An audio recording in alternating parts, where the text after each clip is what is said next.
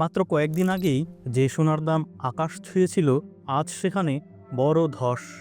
বাংলাদেশের ইতিহাসে সর্বোচ্চ 2,86,000 টাকা ভরিতে পৌঁছানোর পর মাত্র 48 ঘন্টায় সোনার দাম কমেছে প্রায় 30,000 টাকা। কিন্তু হঠাৎ কেন এই পতন?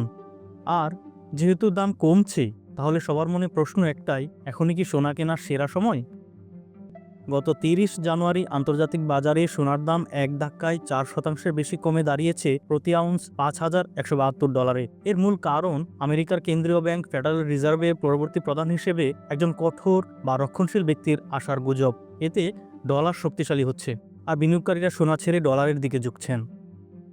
এদিকে গত 31 জানুয়ারি বাংলাদেশে বাজুস নতুন দাম কার্যকর করেছে। ভরিতে 22 ক্যারেটের দাম এখন 2,55,617 টাকা। ভরি প্রতি কমেছে 15,746 টাকা, যা 1982 সালের পর এক মাসে সর্বোচ্চ বৃদ্ধি। ভূরাজনৈতিক অস্থিরতা বা যুদ্ধের ভয়ের কারণে মানুষ সোনাকে নিরাপদ মনে করে বিনিয়োগ করছে।